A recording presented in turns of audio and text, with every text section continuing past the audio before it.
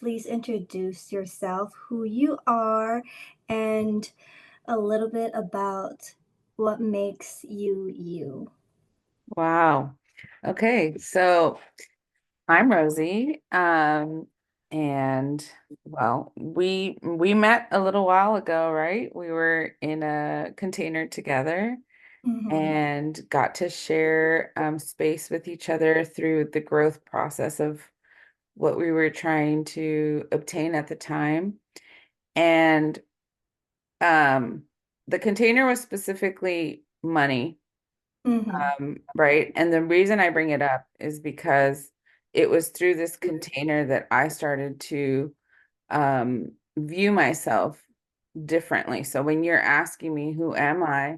I've been Yeah. thinking a lot about this question, but it was through that container that brought me to the answer that I'm going to give you is I stopped defining who I was based on what I did for work, Oh. who I was as a parent and the roles that I fulfill in life. Because you say, you hear people well, who are you or what do you do? Oh, well, I'm a mom or I work Mhm. or I do this for work.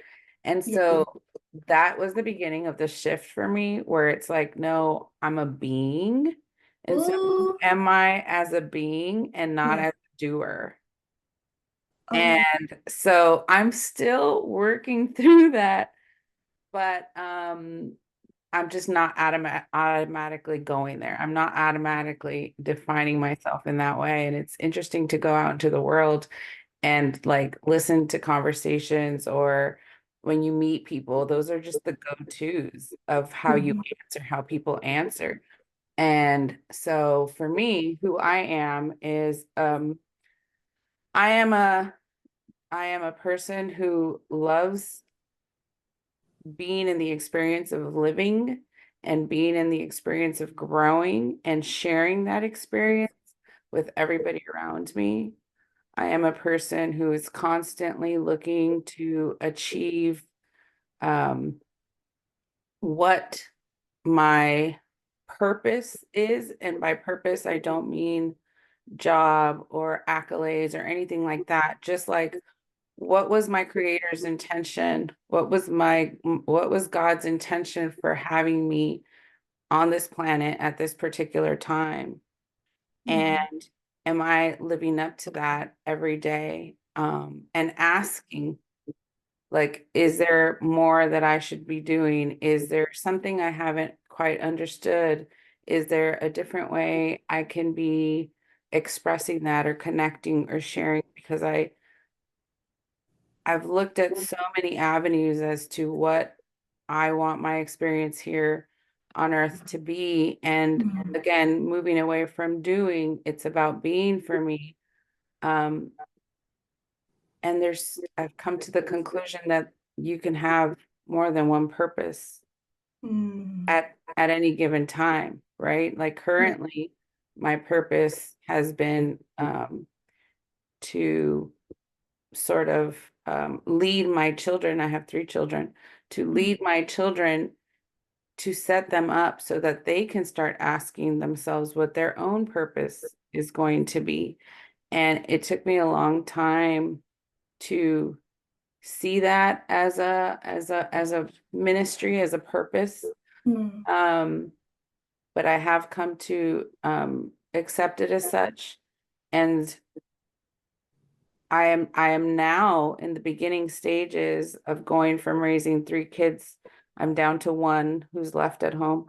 And so that has created space for me to start asking, okay, now that this kind of ministry of motherhood has taken, not, I wouldn't call it a back seat, but it's not as prominent in my life as it has been as far as time and energy. Um, what season, what purpose am I going into now? Uh, And so I'm still exploring what that looks like for me and who I am in this particular season. But that's just a quick little a longer way to get to answer your question. Well, here we love taking the long journey. Okay. And so thank you for sharing that because I love how you said that even then, your purpose has been shifting. And I really want to highlight how, especially in life, we've been almost taught to have this one purpose, this one thing we need to do. If we don't find that one grand thing, then we are failures. However, you said that this is my purpose in my season of my life, in this season. And that takes into account how much we are as human beings, always growing, always evolving. And so I love that. And I love how you're providing an example of that, like just accepting the humanness and the change that comes with it for your children. Yeah. Um, I struggled a lot to find my place in this world, to find my purpose in the sense of I viewed purpose as something tangible, something that was measurable by society. I used to relate to it as a way of um, defining my worth. Mm, And so I didn't feel I had purpose. Um, I felt like I was just constantly doing and I was just getting by. I was raising kids and it was a struggle. And mm, I just didn't, when I didn't see the raising of my children as a purpose in its own right, and I was trying to define my purpose by way of jobs or titles, for mm, example. And since I didn't have that, then I didn't feel worthy. I didn't feel like I was having a purpose. And somebody somebody said to me, greatness isn't achieved through titles or degrees or even like positions that you do. Like greatness doesn't equal being a lawyer or a doctor, mm. which is kind of society's version of like a great role or a great purpose, right? Yes. And so they said, greatness is what you bring to anything that you do. And that really created a shift for me because it was like, oh, that makes sense. Here I Mm, am trying to pick a purpose and fit myself into it mhm, so that I can say that I have one and feel worthy and and feel like I'm up to par essentially. Um, but that made more sense and it was a journey to kind of start to bring in my own greatness, whatever that meant for me, to mhm, everything that I was doing. And that's really when the shift started happening for me. And understanding that like, oh, my purpose right now is to be present with my children and to share with them what I'm learning through my own healing and my own growing and to have this time with them and connect. mhm, And also, my purpose when I'm not doing that is who I am when I, leave my house and I'm interacting with other humans and mhm, what I bring, the energy that I bring to everything and anything that I do, the integrity that I choose to bring to right now I'm working, so to my yeah, job, for example. Um, and so when I think of purpose now, it's not specific to like a defined title or role. Really, for me, I've never felt like I fit into a, a quote unquote purpose, like somebody else might say, "Oh, I found my purpose," and that works for them. I haven't found my purpose yet in that way that it's like the one thing. But Mhm. I do feel that I'm beginning to settle into having a purpose in general and allowing Mhm. that purpose to be simply showing up as myself, Mhm. just like in life and in the world, and letting that be enough. And letting that be enough. Thank you for sharing that. So, a little bit, I wanted to go a little bit on that transition of when you were shifting. What was coming up for you that really let you know in your being that you needed to shift your mentality and the way of being? So, I mean, it's been a gradual process. It wasn't one one knowing. Mhm, I think the first time that I recall feeling like something needed to change was I was young, I married young. I was like I was 20 and I mhm, had my first child by 21 and my second child at 23. And mhm, within that marriage, um, I could see that I was doing and becoming someone that I didn't want to be, and that I was just starting to do what I knew, meaning I was repeating what I saw in my home growing up. mm, The marriage was not thriving. mm. Um, and I was just like, I'm so young. Is this Yes. really what my life is going to be like? Mhm, Um, or do I step out and like begin to do something different for myself, yeah. even though it might cost me my family, my marriage, etc.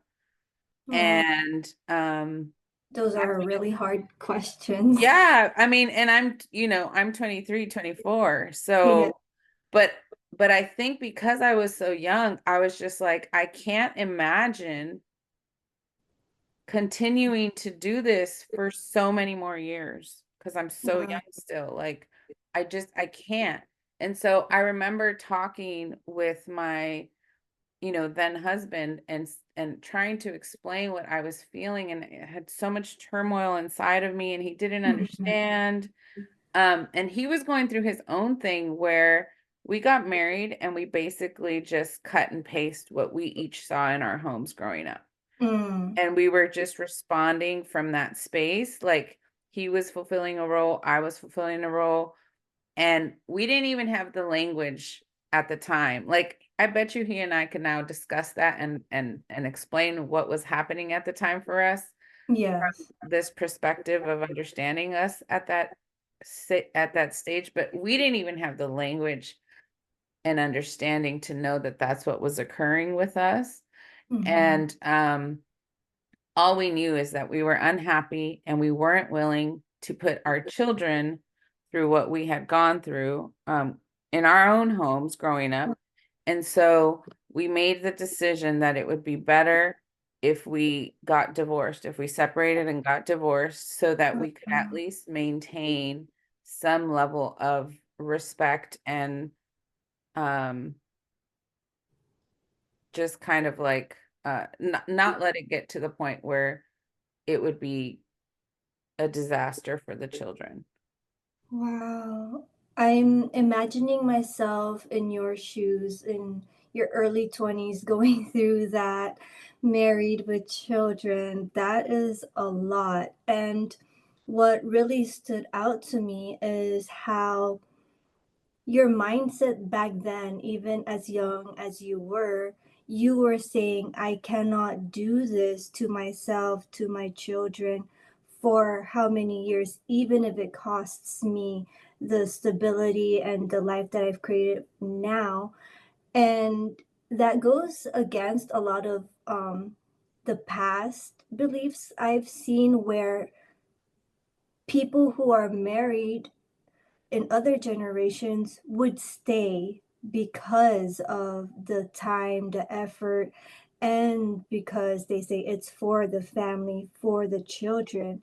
And for you to say this is for the children in a different sense is in itself, I feel like, a radical act of we're shifting the paradigm since back then. Yeah, absolutely. And that was an actual conversation that I had with my mom at the time. My mom Mm, was very upset that I was wanting to get a divorce. Um, and there's not a lot of, there wasn't, I think maybe I was the third person in my family from up until that point who had gotten a divorce or like who was contemplating divorce, or maybe mm, even the second. Like it really was not seen. You're absolutely right. To the point where my aunties, my mom's sisters, so like the older generation, were like, why are you leaving this man who works and supports you? Like, did something mm, happen? And it's like, no, nothing specifically happened. We just we just realized that we're not going to be happy like in the direction that we're going. And yeah. so also we needed to grow as individuals and take the chance that when we did follow our own individual paths of growth, that it might not lead back to us being together. Like we'd rather just grow and do what we needed to do as individuals. It wasn't going to happen within the context of the marriage that we had Hmm. because again, we didn't understand that we were playing out the patterns from our inherited families. Like we Yeah. didn't have that understanding, we didn't have the tools, we didn't have, like, I know that now, having gone through therapy and having, gone through so much growth in other ways and understanding the kind of dynamics that happen to us over time in our lives. Hmm. But yeah, we didn't have those tools, and neither did our family members. No, nobody could say to us,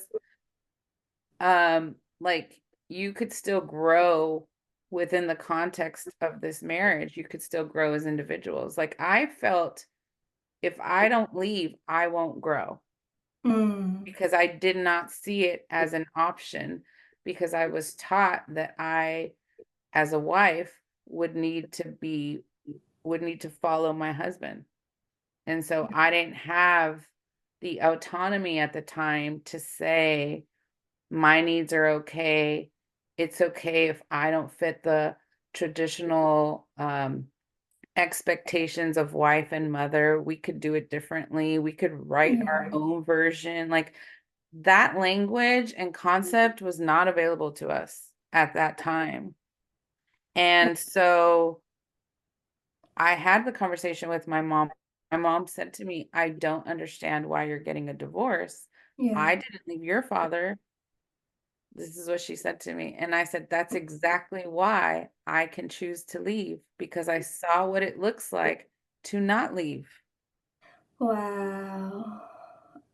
I love how you took her example, and instead of saying this is the only option and the only narrative that gets to be played out, you said, since I've seen it played out, I decide to play out my own, even if it means it's an open ending with whatever comes and however it's written on the moment. And that in itself takes a lot of courage. I know that you've mentioned how you didn't have the language and the the language of how to express or explain exactly the what you were going through. However, I want to point out how strong your intuition was Mhm, to say this is not for me. I don't know exactly to pinpoint and explain and justify to everybody else how so, but in your being, you knew, mhm, and you were brave enough to stand in your being. Now, I know when it comes to a lot of people of color, including myself, our family is a big part of our lives, and we care about, their opinions. However, I wanted to point out and ask, like, during that time, I'm sure that things were coming up within yourself that yes, you have this, but in as human as we are, we can also like hear everything from the outside and start having second thoughts. What made you decide this is what I'm gonna do despite what anybody else thinks? Yeah, it was difficult. It's not that I didn't second guess myself. I did second guess myself. I did have conversations with my, then husband of like, did we do the right thing? And Mm, it was a co-creation because there was moments of weaknesses that I said, are we doing the right thing? Should we just stop? Should we not go further with this divorce? It mm, took 2 years to get divorced because we worked on our own divorce. We didn't have lawyers or anything like that. We would mm, literally get together and go to the library and work on our divorce together. Um, and so there were many conversations about, in hindsight, what got us to this point. Should we still continue and move forward? And it was just a co-creation because in those moments of weakness that I had, he stepped in and said, I need to move forward with this. We've already started it.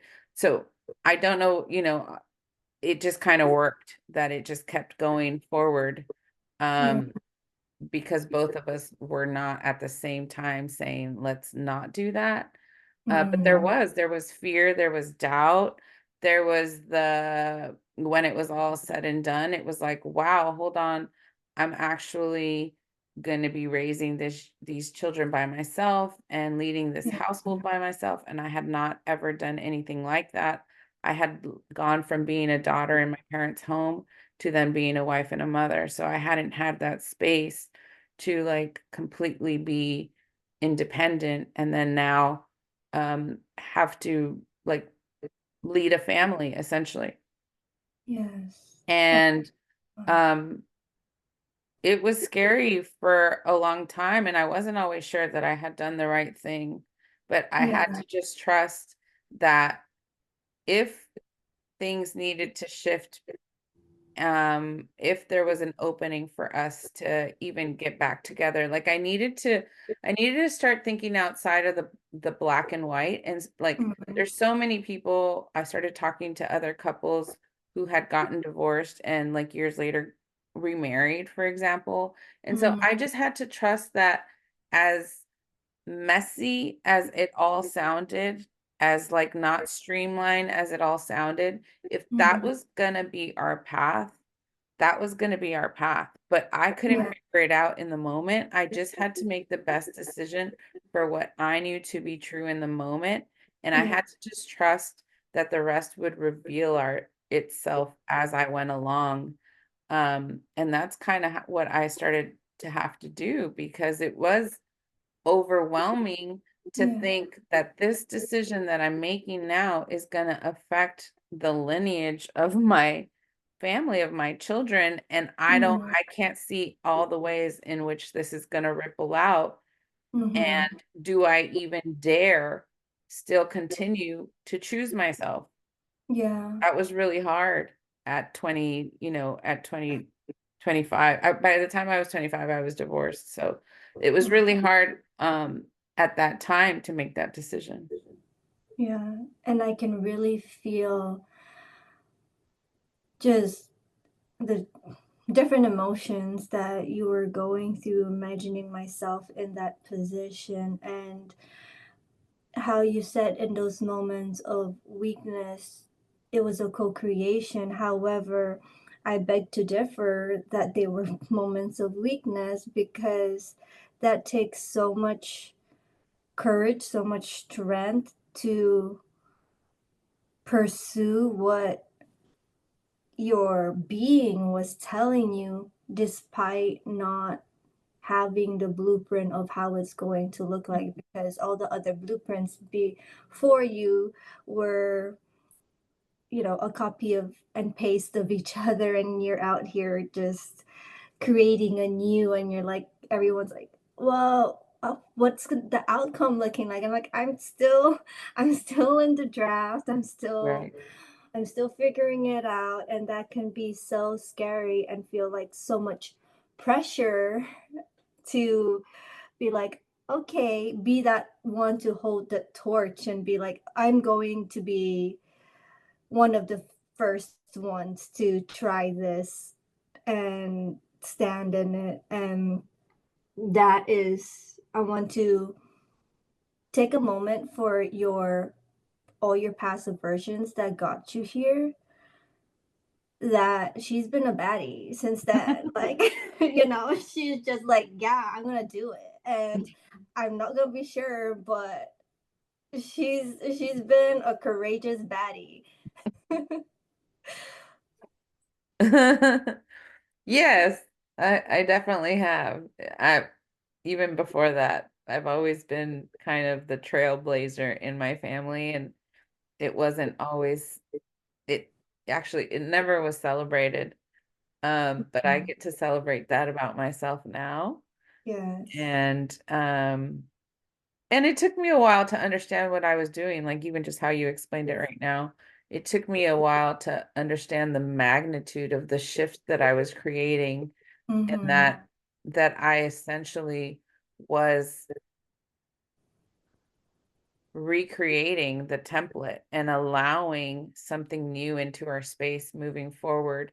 Mm-hmm. Um, I just knew that if I can't give my children the example, the example that I didn't have, I don't want to give them the wrong example, because Mm-hmm. I rather give them no example than the wrong example. That's basically all I had to go on at the Yeah. time.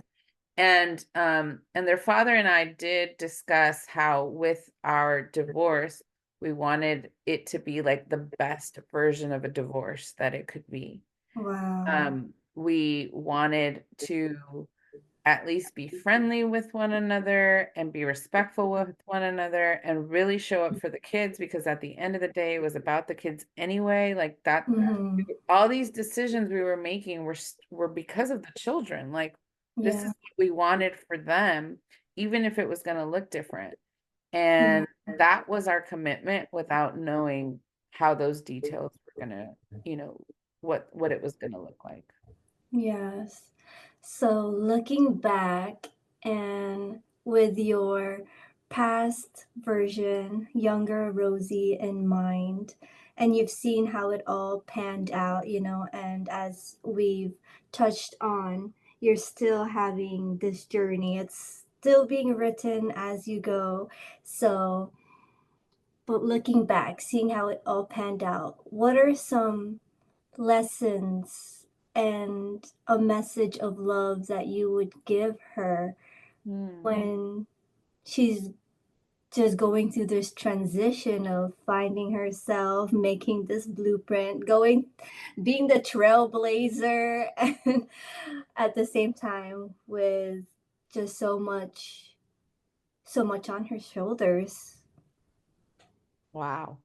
That makes me emotional. Um,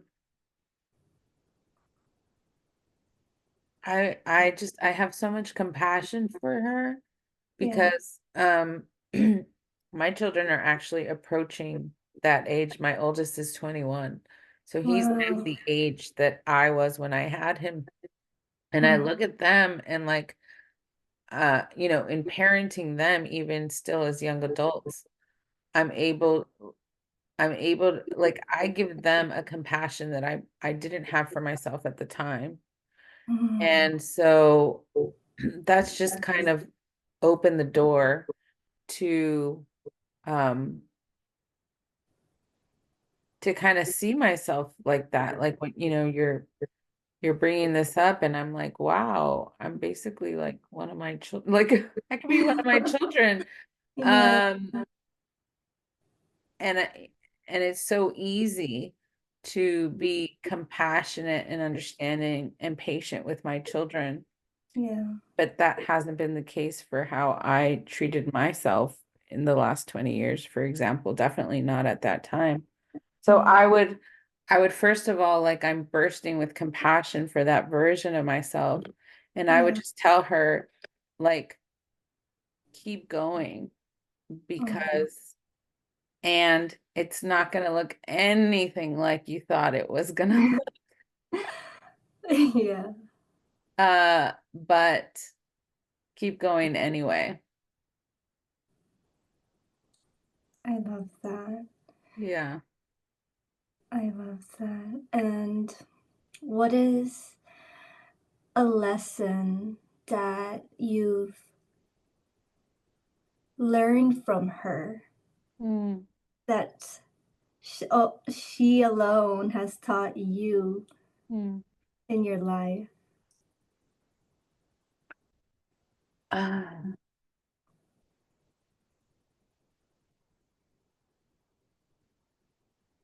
well, she taught me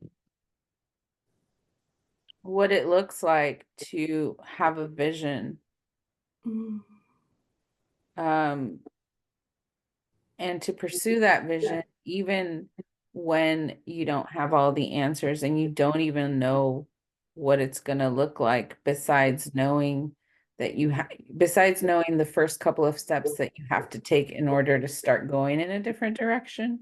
mhm, Because I had a vision of what my life with the children and what the children could have, and I knew that it could be different and that it could be good and that yeah, it wouldn't involve as much pain and suffering as I had experienced. And I didn't know what that looked like. I didn't know how to give it to them, but I knew that if I stayed, it would just repeat that same pattern. And yeah, so the vision was that I could shift what life could be for the experience of life and humanity and family and love and mhm, relating for my children and therefore the generations that would come after, because mhm, the generations previously, like you said, was a copy and paste uh, mhm, of suffering and kind of just like reacting and survival and all of the things. And so I knew with that little bit of vision to hold on to that possibility. yeah, And so that's what I learned from her. I learned how to step into possibility, how yeah, to stand in possibility, and how to trust possibility, even when everybody around me was like, "What are you doing? And what yeah, is this concept that you're talking about that I've never seen in my life? I have yeah. no idea. What are you talking about? What are you Uh-huh. talking about?" And what is all this woo-woo Yeah, all of stuff? it. Like, has she gone bonkers here? Yeah. Uh, I love how I'm just imagining her hearing you say all of this, and she's saying thank you for Mm, holding that torch, for stepping into that path of possibility, and thank you for trusting in that vision. And another thing I feel like that's coming through that she wants to ask is like, girl, give me a little bit of tea. Like, how are we today? Like, who have we become? Like tell me. She's like, update me. Well, like I said, it didn't go anything like I planned. Like, Uh-huh. I literally at that age was like, I'm going to get divorced and I'm going to recreate my whole life and I'm going to eventually find a husband and create this love story, this partnership that is going Mhm. to be the opposite of what everybody around me believes to be true and what I've seen, et cetera, et cetera. So in my in my thought at the time, that's what I was going to do after I got a divorce. Mhm. But what happened after that was I started therapy for the first time in my life. Okay. I was 25 and in therapy and exploring so many layers of so many things. Mm, And what I didn't see coming is that I would eventually, like 10 years after that, so um in my 30s, that I would eventually relapse again mm, into those patterns. Because I mm, thought that by breaking free of this marriage and going into therapy, that I was that it was enough to keep me from repeating patterns. yeah. And I found in my 30s, when I found myself in that situation again, that really shook me up and was like, wow, this isn't enough. Like, Mm, this work that I've done, it's given me awareness, but here I am still repeating the same patterns, still choosing yeah. the same type of dynamic, still bringing it into my space. And so that's when I finally was like, okay, there's more to it. There's something I'm missing here because it's not Mm, enough to want it. It's not enough to say, I don't want that and move away from that. Like, how then mm, do I create the life that I want? And so there was a big disconnect for me between mm. knowing the life that I wanted and actually creating it. Wow. So I've spent a lot of time saying no to what I know that I don't want and Mm-hmm. moving away from that. But it has Mm-hmm. been very difficult for me to create the life that I want. That part I'm still grasping with. Yeah. Thank you And for oh, thank you for sharing that how like healing is not linear. mhm, It's never, oh, I feel like it's I've been calling it spiral training, and we can look at the spiral as we're just going around and yeah, around, but we can also look at it as like we're seeing things in different views and we're like, "Oh, this again?" But then we're like, we've ascended in a higher place, and it's like, yes, it is again, but in a different perspective, like in your 30s when you've practiced and allowed yourself to say this is not for me, and now you're learning and are open to what is for you, mhm, since you've gotten the muscle of like, okay, I know it's not, mhm, now what is. yeah, for sure. And I had to kind of do that again. I had a second relationship and that didn't work out. And I did have a child. So I had Mm, a third child at that point in my 30s, which was a beautiful experience um, to have this child in my 30s mhm. with already 10 years of healing in, and it just Yeah. really allowed for a different experience. And it was beautiful. And he's such a treasure to all of us. Oh, He is the walking like testimony of mhm. everything that I started to do and all the work that I started to do, because he has gotten that version of me. And Wow. even his older siblings say that he is the best of all of us, meaning four of Wow. us. He is the best one of out of So it's really has been really Wow. rewarding, but Yeah. it also has come, like I said, with challenges because Mhm. um, there were, as I stepped into certain roles, there were blind spots that I didn't see that would trigger me and had me respond in those same patterns that I was trying to avoid the first time. Yeah. And they were still present, 10 years later, but I didn't know that until I was in the dynamics of a relationship, of mothering again, of raising a child with a man. Like, there's so many levels to it of what Yeah. was bringing up those patterns in me. But alas, I have recently started to reflect on how I thought after my divorce that I would remarry and have a Mm. great relationship, because I had figured out what I didn't want to do, and what and what I wasn't going to have. And that Mhm. has not been my story. That has not been my story. I have been alone in raising my children Mhm. practically this entire time. It's been over 16 years since that divorce. I'm 43 now. I'm not remarried. Mhm. And I would say that it has been a struggle in the sense that, like, I've struggled in a way that the 25-year-old version of me Mhm. didn't realize that I was going to struggle. Mhm. However, along with the struggles that I've encountered have been rewarding because they're mine. Yeah. And Oh, I love that.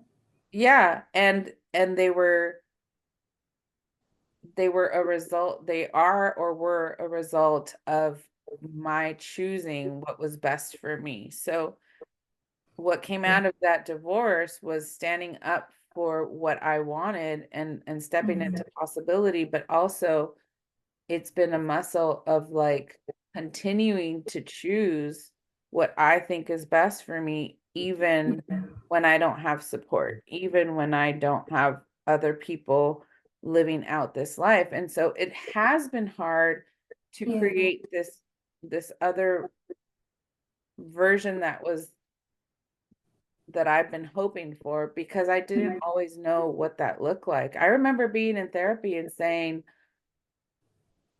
I literally don't know what it's like to live on the other side of all this chaos. I literally would Yeah. have no idea what it even looks like. How does one behave? What Yeah. does one say? How do conversations sound in this space? Mhm. Um, without all this chaos. So it's been a longer ver journey for me than I anticipated at 25. Yeah. Um, but at 43, I'm kind of settling into it and just Mhm. instead of feeling like I got it wrong or Mhm. um I didn't really quite know what I was doing, or had I known it was going to be so much longer of a struggle, I wouldn't have made Mhm. that choice. Like all these stories have crossed my mind over the Yeah. years, but now I'm settling into this is my journey, and maybe my journey was never meant to be lived with a partner, and that's Mhm. okay. Like it's such a new concept to me. Yeah. But that's kind of like where I've been leaning into in the last year. Rosie, thank you for sharing. Thank you for being so vulnerable. And I also wanted to say how, like, thank you for bringing me along with your in your journey because, as you said, like, you didn't even know what to expect in this journey, and you're still writing it. And you held that vision within yourself and trusted yourself. And the challenges that you've gone through that. And the rewards that have come through it, through those, is yours because you chose that. You chose your heart. It reminds me of the quote where choose your heart. You could have chosen and still, you could have chosen to live the life that you've seen played out over and over again. And you chose a journey that was yours, that you didn't know how it's going to look like, still don't know. However, I want to sit with you in celebration, in also grieving all those past parts of you, of just how far you've come with choosing yourself. I see the inner strength. I see the glow. That's also the reason why I reached out to you because just in your stories alone, I could see the outpouring of love that you have within yourself and to your children, and how it reflects back in their faces to have a version of you, as you said. This version of you couldn't have ever existed if you didn't take that courageous step. Mm. So I'm celebrating you, and I'm celebrating all the past versions of you that got you here, because she is one bad ass powerful baddie. Like, come on. She went through so much. The muscles and the gains that she has accumulated, and the skills and the tools, like, she's a warrior and a fashionista too at the same time. She's like going all through this and slaying. Yeah. Like, girl, come on. Like, I I've just heard your story and seeing through it, and I'm just like in awe, because I see so much strength in it. I see also just how much transmutation she had to go through and is still going through. And she's wielding that. Like, I'm seeing like a magic wand. Like, at first, she's like, I don't know how to use this. I don't know what this is. And she's just like doing like little cutesy little things, and Yeah. now she's like a whole powerful goddess here. Just, and then she's just like, yeah, but this is, these are things that are easy for me because I've been through it, and we're just out here like, do you see what you're doing?